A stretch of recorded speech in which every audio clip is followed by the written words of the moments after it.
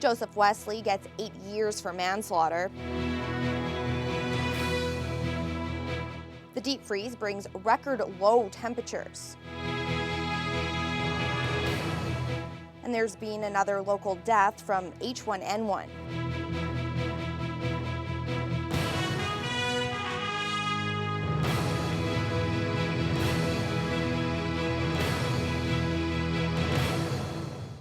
Good evening and thank you for joining us. Well, a Cat Lake First Nation man will spend 8 years in jail for causing the death of 65-year-old Adam Yellowhead. 34-year-old Joseph Wesley pleaded guilty to manslaughter earlier this year, and his sentence was handed down at the Superior Court of Justice this morning. Cheryl Holmes has more. The defense lawyer for 34-year-old Joseph Wesley says he thinks the 8-year incarceration, minus time served, for the manslaughter of 65-year-old Adam Yellowhead was a balanced decision. The judge spent a lot of time considering all of the factors that led us to this, really unfortunate conclusion here in court today, in a sentence that balanced all the ends of justice and took into account what we call Gladue principles as well. But I think it's a sentence that struck a balance. It was one that reassures the community that the Canadian justice system is working, and the sentences are firm but fair, and I think he struck that balance today as judge. Yellowhead was found dead on August 28, 2012, following an altercation with Wesley in a wooded section of the intercity area. He died as a result of asphyxiation and blunt force trauma to the neck. Watkins says his client, who pleaded guilty to the charge, is accepting of the ruling made by Justice Bruce Fitzpatrick. The biggest step he made was, of course, admitting that he had done something terribly wrong, and I think that was a significant factor that the judge took into account as well. Both individuals were extremely intoxicated at the time of the incident. Wesley had previously made an apology to the family of the victim in court. He comes from a troubled upbringing in foster care, where he was subjected to extreme poverty and was sexually and physically abused. Wesley will serve his sentence at the Pacific Correctional Institution and Treatment Center in British Columbia. This facility is an excellent facility. It has psychiatric care, access to Aboriginal elders, and healing process. And the whole idea is that when Mr. Wesley comes out, that he isn't coming right back in the same door that he just left with recidivism. And that's what that institution is designed to do. Watkins says Wesley will likely serve 6.5 years or less of his 8-year sentence in jail. In addition to that, he'll be banned from owning a firearm for the rest of his life. Cheryl Holmes, TBT News. Well, today is the coldest December 30th ever recorded in Thunder Bay, with a low of minus 35.8 degrees Celsius. And the entire month of December is also coming close to the record as this deep freeze continues. Mike Albanese reports. Well, it probably wasn't too hard to tell it was cold first thing in the morning. Some might even say frigid. The worst part about this news is that it looks like it's going to stay this way until the weekend, and the week's just begun. Well, it does look like this bitterly cold Arctic air mass that's over not only northwestern Ontario and the Thunder Bay area, but across much of Ontario and the prairies is going to be with us at least until the end of this week. In terms of temperatures by Friday, we're looking at daytime highs of about minus 16, still colder than normal of our normal high of minus 10 for this time of year. But then by Saturday, we do get back to a more seasonal high of about minus 11. December is close to finished, and we would need tomorrow to be seriously cold to break the record for the month. The normal average temperature for December is minus 11.6 degrees Celsius, but so far we've been a full 4.5 degrees colder at minus 16.1. The record was set in 1989 at minus 17.9, and although we won't quite reach that, this December was no doubt chilly compared to the other years. I think a little too early to tell, but it does look like we are going to be seeing potentially some single-day records being broken. In fact, for today, earlier this morning, we got down to a low of minus 35.8, and that did beat the record for the coldest December 30th, which was originally set back in 1982 with a temperature of minus 35.4, and we could be approaching some other records as we get to New Year's Eve and New Year's Day as well. Along with the cold weather, we have received some more snow this weekend. The normal average is 44 centimeters for the month, but we've had 73.4. That's about 2.5 feet of it.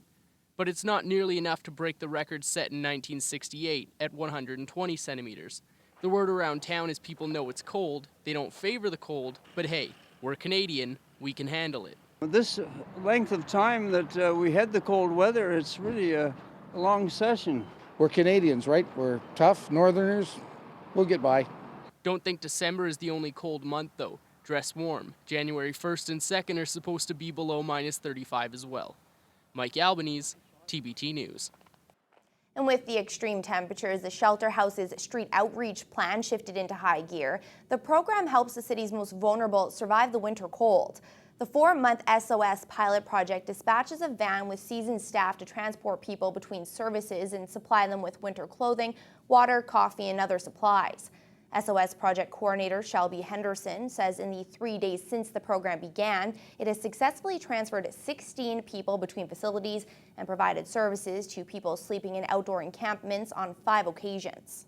I used to be a support worker before I moved into management, and it was just probably the hardest part of my job in the winter, turning people away at the door or referring them to another service where you actually don't follow through and you don't get to see what happens. So unfortunately, people could pass out outside and fall asleep outside, and I'm just so glad that there's a service in place now that will not let that happen. It will not let people fall through the gaps. The SOS program is the Shelter House's contribution to the city's cold weather plan for the homeless. The influenza virus H1N1 has claimed a second life in Thunder Bay as the local outbreak continues to grow. The number of confirmed flu cases has jumped from 35 to 61 in just 1 week. The Thunder Bay District Health Unit held its second extra flu clinic today in the wake of the death of an adult hospital inpatient from complications of the H1N1 virus. Medical Officer of Health Dr. David Williams says while most flu outbreaks impact those over 65 years of age, nearly half of Thunder Bay's confirmed cases are under the age of 5 and another 40% are adults between 18 and 65. The data illustrates just a fraction of the spreading flu, which he expects to peak in January. Around the community is not being done. More of the testing done in hospital patients, intensive care patients, and some coming from on-reserve testing as well. So as a result, the number of confirmed lab tests are only a small percentage of the actual influenza-like illness cases that are out there. As of 3 weeks ago, public uptake of the vaccine was already 30% higher than last year. Those seeking the vaccine can access it at local pharmacies, through family doctors, or by calling ahead at the Health Unit's regular Wednesday vaccination clinics. Well, cold weather and slick conditions were key factors in a collision involving a city transit bus this morning. It happened at around 10:30 at the corner of Central Avenue and Squire Street. A westbound SUV slid into the side of an eastbound city bus. Thunder Bay police say a man on the bus had a seizure, which appeared to be triggered by the collision. About 10:30 this morning, there was a collision between an SUV and a city bus on Central Avenue near Squire. It appears that the SUV was going a little bit faster than what the road conditions allowed, and there was a side swipe type of collision with the bus. Fortunately, there was only one minor injury. A male had to be taken to the hospital for observations. The 34-year-old driver of the SUV has been charged with careless driving. This is the third traffic incident involving a transit bus in the past month. Well, Thunder Bay police receive as many as 3,000 calls a year for domestic violence, and Chief J.P. Levesque believes a recently established unit dedicated to dealing with that issue is paying off. 6 members of the force have been working the unit since June. The police chief says domestic violence calls require a lot of resources and can take between 4 and 8 hours to investigate. Levesque notes the idea of the unit was to take pressure off the uniform units that initially respond to the call and get them back on general patrol. And I'm happy to report it's working. So we've had the unit, which is comprised of 5 detective constables and a detective. We've had 85 referrals from the uniform branch. We figure that's anywhere between 14 and 1,500 man hours that allows uniformed people to get back on the streets. Levesque wishes the city didn't need such a unit, but Thunder Bay has a lot of domestic violence calls. No new officers were hired to take on the domestic violence unit. You may want to take the advice of some new signage at the Thunder Bay Airport to avoid a costly ticket. With the holiday season in full swing, the International Airport will see some of its busiest days of the year. But CEO Scott McFadden says driving around the terminal over and over will not be tolerated. These large no circulating signs recently went up on the road into the airport. McFadden says they're trying to reduce congestion in front of the terminal. There was a big improvement to that problem with the addition of the cell phone lane near the parking lot entrance. But the head of the airport says that hasn't deterred people from circling the area, and McFadden warns they do have enforcement options. It's certainly not our preference to go down that road. Like I said, we have been less than clear as far as the issue of no circulating. So we're hopeful that we won't have to pull out the ticket book, so to speak. McFadden also hopes more parking spaces closer to the terminal and the addition of an extra entrance to the parking lot will encourage people to park. Well, a man from Thunder Bay found out earlier this month just how cruel the ocean can be. Peter Powell had set out on one of the hardest sailing expeditions on Earth, traveling around the southern tip of South America. As Mike Albanese reports, although there was trouble in the water, he's now safe and able to share his story. This is Peter Powell, and for 4.5 years, he's been sailing around the world in his 42-foot sailboat by himself. Recently, Powell embarked on his hardest trip yet, and he brought along a friend. When I got to Argentina, I decided not to sail alone anymore. So I got a friend to join me, and we went from Buenos Aires, headed down to Cape Horn, because that was the last challenge for me, was to round Cape Horn. While most of Powell's journeys were beautiful, the ocean reared its ugly and rugged nature this time, bringing with it a 3-day-long storm with 45-knot gale winds. The waves got bigger and bigger and bigger, and eventually a series of 3 waves, or 4, I'm not sure exactly, hit us from the side and rolled us over. So the boat went through 360 degrees, and the mast snapped off, and water poured in from the hatches, which broke. Powell was in the shower during this and was thrown hard, splitting his scalp. If not for his friend Paul, he would have drowned. Powell did suffer hypothermia, though. We set off an emergency beacon that we had and sat in the cockpit, shivering, because it was cold. The water's about 9 degrees, and waves are coming over the boat at this point, so it was gradually settling in the water. Argentinian rescue teams picked up the 2 men just minutes after the boat was lost to the ocean forever. And although this loss had turned Powell away from the water, he isn't done living an exciting life. I've had enough, thanks very much. And I'm going to keep my feet on dry land from now on. I'm going down to Chile to do some hang gliding. And then I think of all the places I've seen in the world, I haven't seen them all, but I like the Philippines quite a bit. So I think I'll go back there and establish a life there. That stormy December 4th will forever be a memory for Powell, and a day a great friend saved his life. Mike Albanese, TBT News.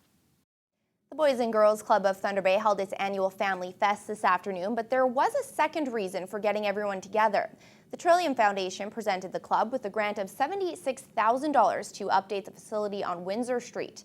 The building was constructed in 1971 as a school, but was later converted into the Boys and Girls Club of Thunder Bay. Have a budget of a little over $2 million a year that we allocate to charities and not-for-profits in Northwestern Ontario. We've done the heating system. We're going to be doing the windows and doors, so that they can keep their money that they're raising for programs like you see here. The windows need to be changed. They're the old aluminum-style windows, not very efficient. And we've put a lot of effort into becoming a more greener facility, and this is one part of that. And with the exterior doors, if you can recall, we had a break-in a few years ago, right from the front door. Again, that's just due to the old aluminum frames that bend and twist, and actually can be broken into fairly easy. Because of the cold temperatures, most of the events at the Family Fest were held indoors. Some of the activities included rock climbing, character sketches, and snowmobile rides. And the club provided food and games for the families that attended. Well, preparations are underway for the New Year's Eve family frolic at Fort William Historical Park. Staff have been clearing rinks and carving snow as the park prepares to bring in 2014. The 16th annual event will feature snowshoeing, sliding, indoor crafts, a farm, and a skating rink, as well as indoor and outdoor live music from 6 until 10 in the evening. Characters from our fur trade history will be tending the fire indoors until the fireworks finale, after which the David Thompson Observatory will host a tour of the universe. Fort spokesperson Marty Maskrin says the secret to the event's continued success is that it's a departure from the New Year's norm. It's a departure from the sort of stereotypical mom and dad going out to dinner and the kids staying home with the babysitter. This way, the whole family can get involved in some activities. And with the fireworks show happening at 10 o'clock, it kind of gives the young ones opportunity to share in the celebration of New Year's Eve and still get home in time and at a reasonable hour, and for mom and dad to clink glasses at midnight. Again, the family frolic runs from 6 until 10, and children under the age of 5 are admitted free of charge.